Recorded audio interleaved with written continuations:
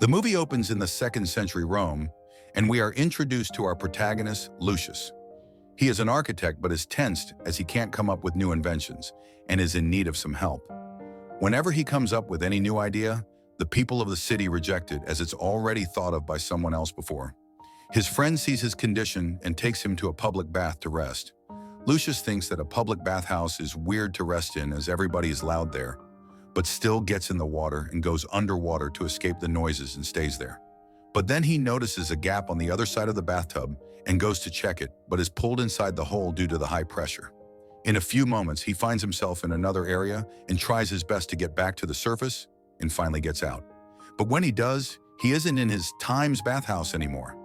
Actually, he is now in a bathhouse of modern-day Japan for old men who are shocked to see him emerge from the water. This is when we get to know that Lucius has somehow time-traveled. He is left speechless by his surroundings, and once he recovers from his shock, Lucius starts to notice different things in the bathhouse, like a fan, and realizes the bathhouse is like none other. He explores the new area and sees the baskets, massaging devices, and the taps, and is disappointed that he didn't think about these inventions before.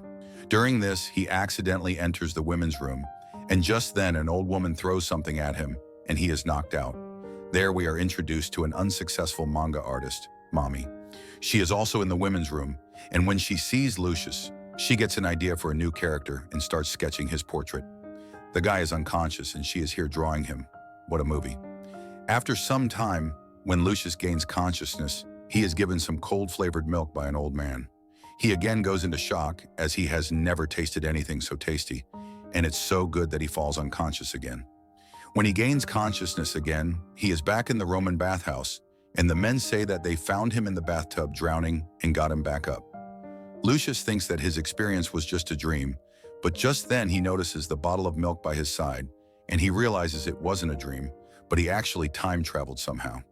The scene then fast-forwards by a couple of months, and we see that all the inventions present in the modern bathhouse are present in the 2nd century Roman bathhouse.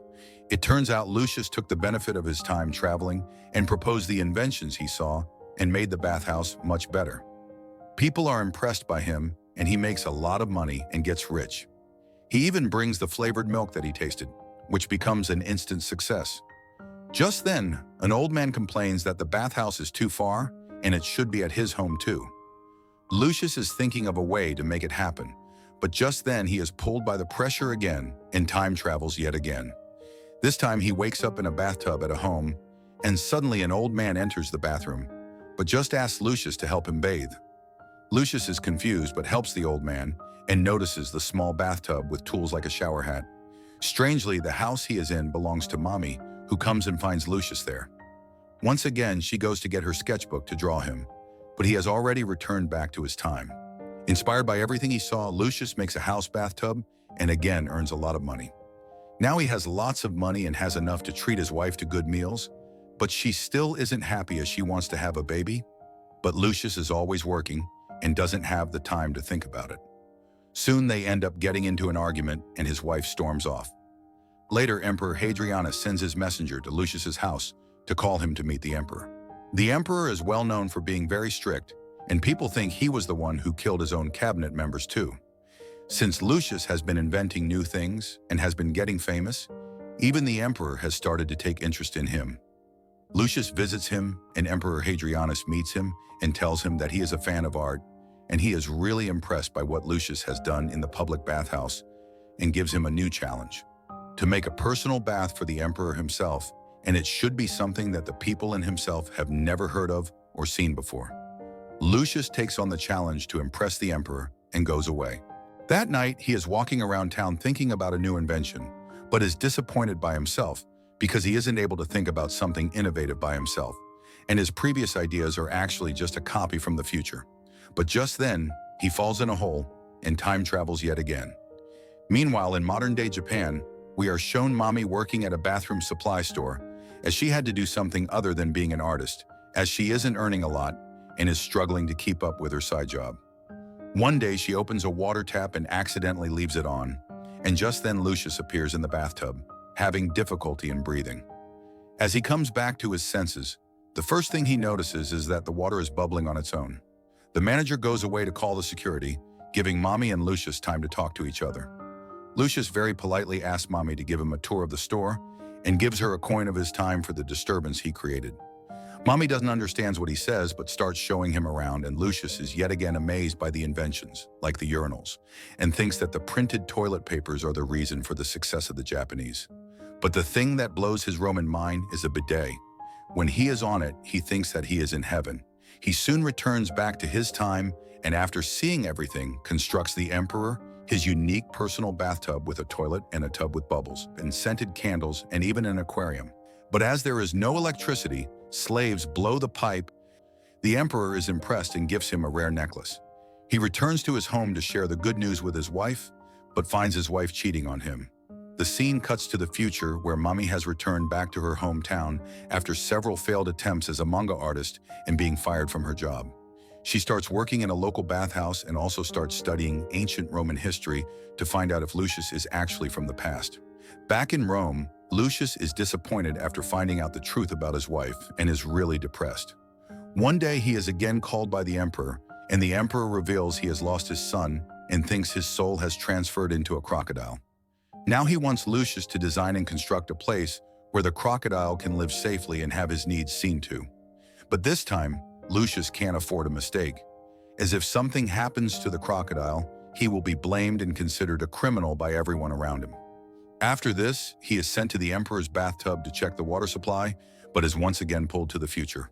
But this time, when he gets out of the water, he finds himself in a cage with crocodiles.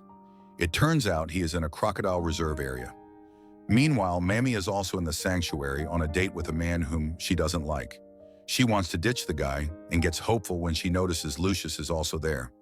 She saves him and brings him out, and Lucius asks her to teach him how to properly take care of crocodiles, and soon learns everything about them and their preferred habitat.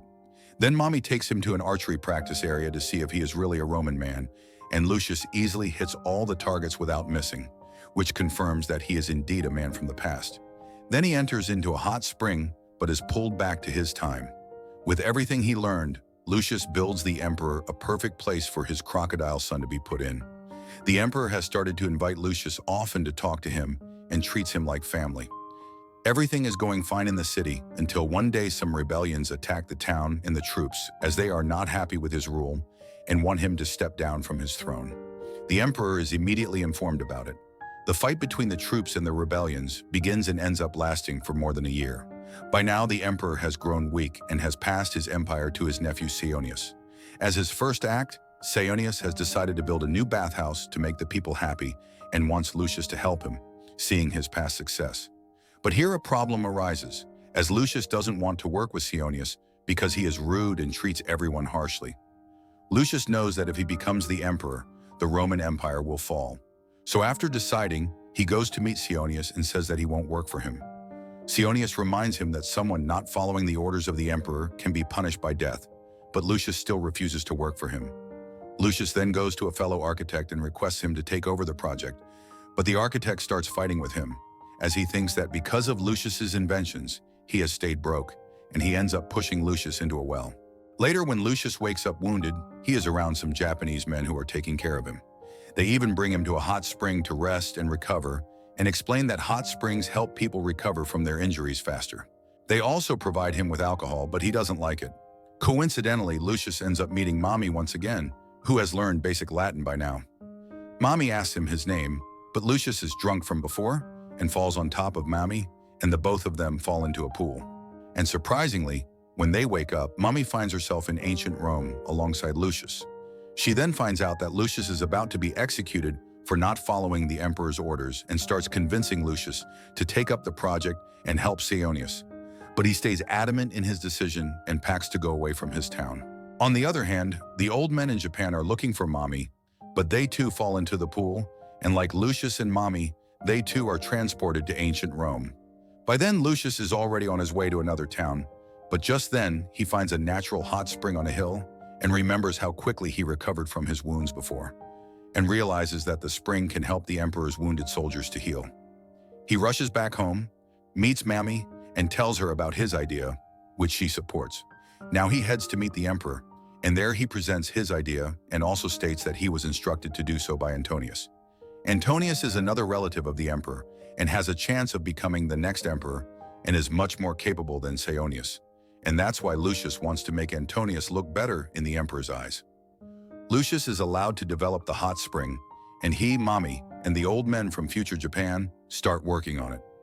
After a couple of hours, they make the first hut and slowly build a lot of houses around the spring, which are the resting area for the soldiers. They also take care of the wounded soldiers, which helps them recover efficiently. A few months later, the emperor wins the fight against the rebellions, and all of them celebrate their win. Later, Mommy and Lucius can be seen sitting in private and confess that they have developed feelings for each other. Lucius is really happy to have finally found someone, but just then, the old men disappear and Mommy too starts disappearing. Before she goes completely, Lucius tells her that there are several ways leading back to Rome.